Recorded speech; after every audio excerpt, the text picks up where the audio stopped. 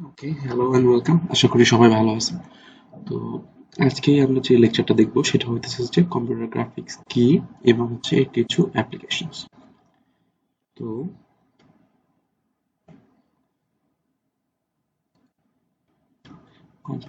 যদি আমরা বলি what is computer graphics, computer graphics বলতে বোঝায় অ্যাকচুয়ালি কোনো একটা গ্রাফিক্সকে, গ্রাফিক্স হচ্ছে হতে পারে একটা ছবি অথবা একটা ডিজাইন।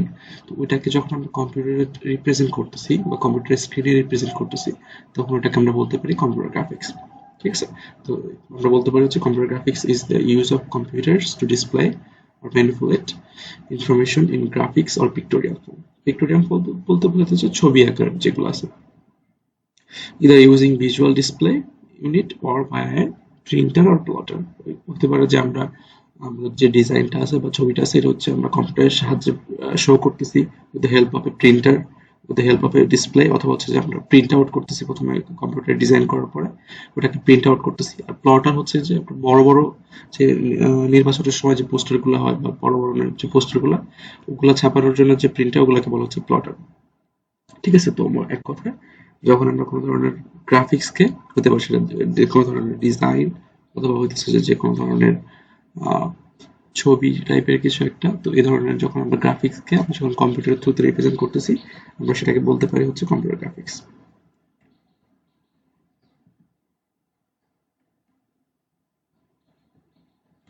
তারপর আস্তে আস্তে হচ্ছে যে আহ, কিছু অ্যাপ্লিকেশন কম্পিউটার গ্রাফিক্সের। প্রথমে যেটা আসছে কম্পিউটার এইটার ডিজাইন। তো এটা আসলে কিছুই না, এটা হচ্ছে সেট অফ অ্যাপ্লিকেশনস। যেমন হতে পারে যে অটোক্যাড, অটোক্যাড দিয়ে মোটামুটি সব ডিজাইন করা যায়, মানে কম্পিউটার এইডেড ডিজাইন, কারণ হচ্ছে তুমি জাস্ট এই অ্যাপ্লিকেশনটা ব্যবহার করে সবকিছু করা যাবে without আর বাদ বাকি কিছু চিন্তা করতে হয় না। এর মধ্যে একটা এনভায়রনমেন্টের মধ্যে আমরা ডিজাইন করতে পারি এটাকে, বা হচ্ছে ইয়ে করতে পারি, অ্যানালাইসিস করতে পারি। তারপর হচ্ছে যে এর হচ্ছে ফাইনালি হচ্ছে রেন্ডার করে হচ্ছে একদম অ্যাকচুয়াল অবজেক্টের মতো ফাইনালি যদি আমি প্রডিউস করি কিরকম দেখা যাবে এটা আমি জেনারেট করতে পারি।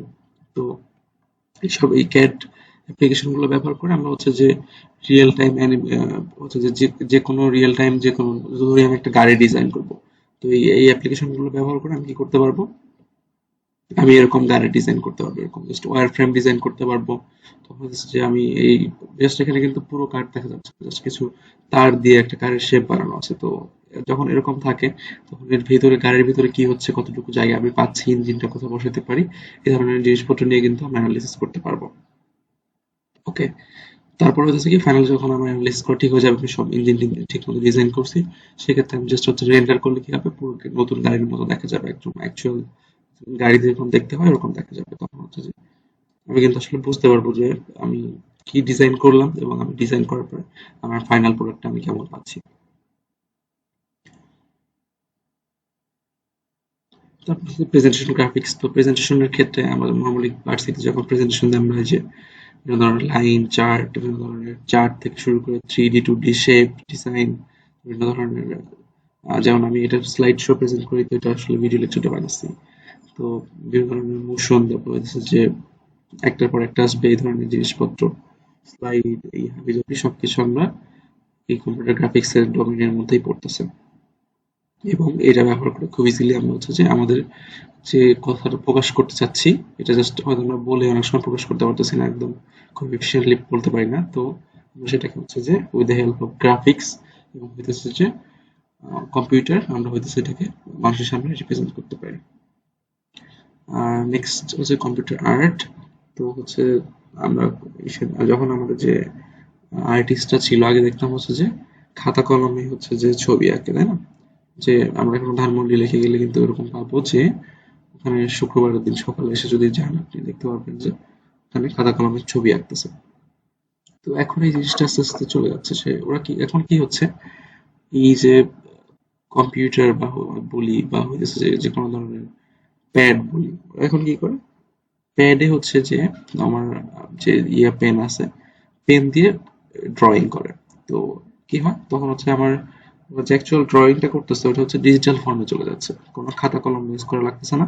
অটোমেটিক যখন হচ্ছে ও হচ্ছে কলম দিয়ে স্ট্রোক দিচ্ছে আমাদের প্যাডের উপরে, তো হচ্ছে ওই প্রত্যেকটা স্ট্রোককে হচ্ছে ম্যাথমেটিক্যাল ফাংশনে ম্যাপ করে ও ডিজাইনটা তৈরি করে নিচ্ছে আমার যে কম্পিউটার এইডেড, কম্পিউটার যেটা আছে বা আমার যে প্যাডে আমি ড্র করতেছি। ঠিক আছে। তো এই ধরনের কম্পিউটার আর্ট গুলো ক্ষেত্রে আমরা কম্পিউটার 3G কি বললাম কম্পিউটার গ্রাফিক্স গুলো ব্যবহার করে আসতেছি। তারপর হচ্ছে এন্টারটেনমেন্টের ক্ষেত্রে মুভি বলি বা যে কোনো ধরনের টিভি সিরিজ বলি, ওখানে ছোট ছোট 3D মোশন বা হচ্ছে কোনো ধরনের হচ্ছে যে যেমন যদি সুপার হিরো মুভি যেগুলা, এগুলো তো ম্যাক্সিমামই হচ্ছে যে এডিট করা, ম্যাক্সিমাম হচ্ছে যে কাল্পনিক। তো ওই ধরনের সিনারিও তৈরি করার জন্য আমরা কিন্তু কম্পিউটার গ্রাফিক্স বা সিজি ব্যবহার করে আসতেছি।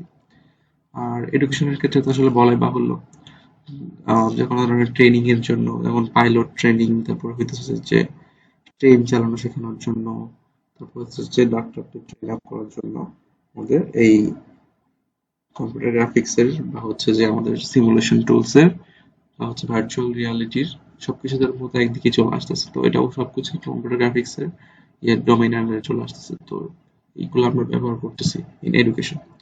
ওকে। তো এই ধরনের সিমুলেশন ব্যবহার করার ক্ষেত্রে আমাদের যে ট্রেনি যারা আছে, এরা কিন্তু খুব ভালো একটা আইডিয়া পাচ্ছে যে অ্যাকচুয়াল এনভায়রনমেন্টে যে তারা যদি এই ধরনের সিনারিও ফেস করে তারা আসলে কিভাবে হ্যান্ডেল করতে পারবে, ভালো একটা এক্সপিরিয়েন্স কিন্তু এখান থেকে পেয়ে যাচ্ছে with the help of computer graphics. তারপর হচ্ছে যে ভার্চুয়াল রিয়ালিটি, আমরা কিন্তু এই ধরনের এডুকেশন দিতে পারতেছি।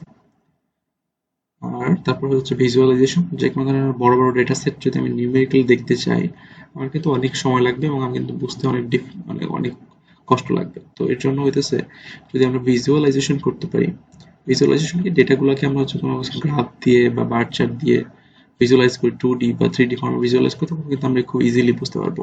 এই ধরনের ভিজুয়ালাইজেশন আমরা কিন্তু কম্পিউটার গ্রাফিক্সের থ্রুতে করতে পারবো। তারপর হচ্ছে ইমেজ প্রসেসিং। ইমেজ প্রসেসিংটা আসলে একটু ডোমেইনটা একটু আলাদা, সেটা হচ্ছে যে আমাদের কম্পিউটার গ্রাফিক্স থেকে আলাদা। তো কম্পিউটার গ্রাফিক্স হচ্ছে কি আমরা হচ্ছে কম্পিউটারের সাহায্যে যে কোনো গ্রাফিক্সকে রিপ্রেজেন্ট করতেছি।